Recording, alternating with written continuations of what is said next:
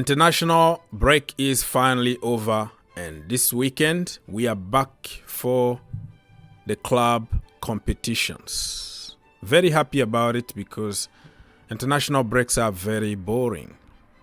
If you're happy about Chelsea playing this weekend, please smash that like button, subscribe to the channel, and it's gonna take you only 1 second to do it. Much appreciated. This video is about my head-to-head analysis between Chelsea and Burnley. I am preparing another video about my preview, so stay tuned for that. But this one is just to give you an idea what is happening on the table, but also head-to-head for the two clubs. Arsenal at top of the table, 64 points. Liverpool, 64 points, but they have a goal difference. You see here, Arsenal, 46. Liverpool, 39. Manchester City at third, 63 points. So there is not a big gap here. But this weekend is going to be a big gap though, because somebody is going to drop some points, somebody is going to win, and the table is going to be very different. Remember, some teams already played 29 games, like Fulham. You see here, 29.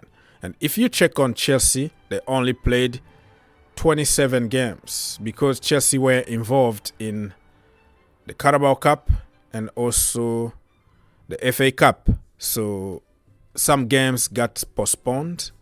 So this table here is fake. It's not that fake on top of the table because they all played almost the same, the same amount of games. Manchester City 28 games, Aston Villa 29 games. So Chelsea still 11th FC. I don't understand what's going on. We win 11th. We draw 11th. we lose 11th. So we used to be 10th FC. Now we are 11th FC. Bottom of the table, you can see Nottingham Forest, 21 points only, but they were deducted 4 points from the Premier League. Burnley is the team that we're going to play against. They have 17 points, fighting for relegation. And Sheffield United are 20th on the table with only 14 points.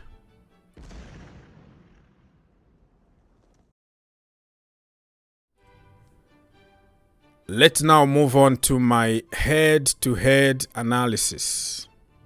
The game is going to be on Peacock if you are in the US, and it's going to be 11 a.m. on Saturday. Head-to-head. The nitty-gritty of this. Let's start by the bottom one. For the last 5 games that we played against them, remember that they are coming from the championship, right? They went to the championship 1 season, so we didn't play them for the entire season. Last season. Chelsea 3, Burnley 0. That was October 2020. That was a long time ago. I think Sean Dyche was still the manager back then. And then January 2021, it was at Stamford Bridge. We beat them 2-0. And then November 2021, Stamford Bridge, 1-1 between us. And March 2022, we went away and beat them 4-0. And then they went to the championship. We all know they are back again. The first game that we played against them was October 2023. Burnley 1, Chelsea 4. They are very weak at the moment. And they have Datro Fofana, who is scoring goals for them, but he can't play against his parent club, Chelsea Football Club.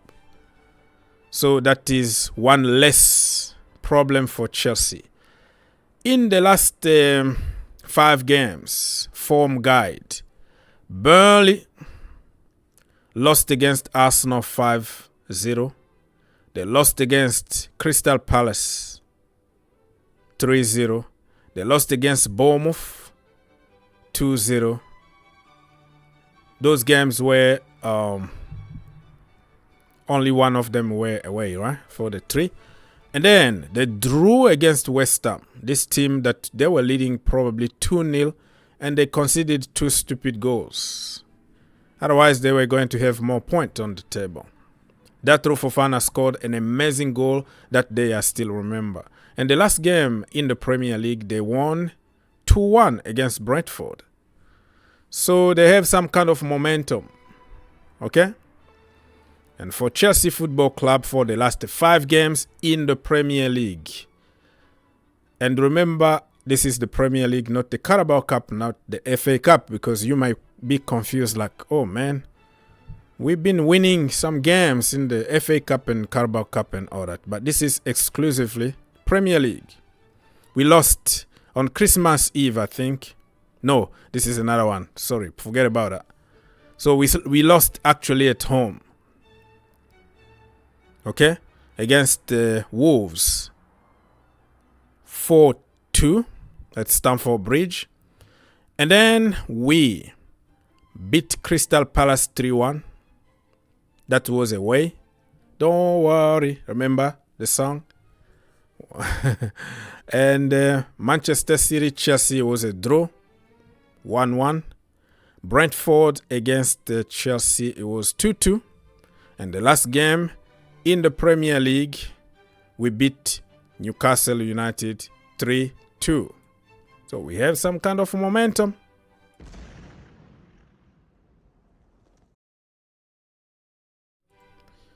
So as you can tell here, we've been struggling even when we win games. Even if we are leading 2-0, nothing is guaranteed because it's Chelsea Football Club.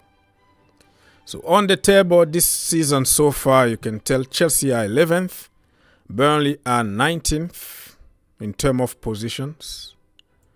Chelsea won 11 games this season. Burnley only won 4 games. Chelsea have drawn 6 games. Burnley 5 games. Everything else doesn't really count. And if you go to statistics when it comes to players between the two teams, you can tell here none of their players is on top of the chart. Cole Palmer is Chelsea top scorer. 11 goals. Nicholas Jackson, 9 goals. And I'm talking about the Premier League only, okay? Because I think Nicholas Jackson got like 11 goals altogether, something like that. Raheem Sterling, 6 goals in the Premier League. And in terms of assists, we have Cole Palmer with 8 assists. Conor Gallagher, 5 assists. Malo Gusto, 5 assists. And in terms of tackles, Conor Gallagher, 68 tackles. He's leading in terms of tackles in the final third. He's leading the entire Europe, the entire top 5 divisions in Europe. Conor Gallagher is top of the chart. Moises Caicedo, 59. Sander Berge, 56. And he plays for Burnley. Finally, they have somebody in the statistics chart here.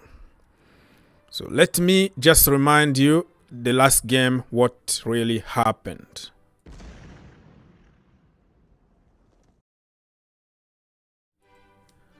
Okay, so the last game that we played against them, let me give you some details. I think they started go. Wilson Odeberg scored in the 15th minute. And for Chelsea Football Club, it was, I think it was an own goal. And then it was a penalty taken by Cole Palmer. And Raheem Sterling scored for Chelsea, 65th minute. Nicholas Jackson, 74th minute. Sterling was the man of the match that day. Looks like it's been 1,000 years. He had 1 goal, no assist, 2 shots on target, no chance created, 1 key passes, successful dribbles, 2. Okay. I hope that he can reproduce this form in the second leg, though. So, like I said, I don't know if I said it already, but I am making a video about my preview and predictions to give you details and my lineup. So, you might find it on the list in the description down below, or I haven't posted yet. So, by the time of recording, we don't know much about injuries. Cole Palmer went to the national team and didn't play. Noni Madueke scored on international break, I think 2 goals. Mikhailo Mudryk actually scored a goal that qualified his country to Euros 2024. I'm so happy for him. And by the time of recording now, in 2 minutes, Enzo Fernandez is going to be playing against Costa Rica here in America. So I stay late just so I can watch that game and do some analysis about Mr. Fernandez. So there you have it.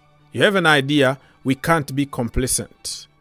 We are far better than them. I don't want to hear any kind of excuse, because what happened is Pochettino would tell you jet lag, people are tired, young team. Yeah, we have more than enough, okay? We have an amazing academy who are just waiting for you to give them a chance.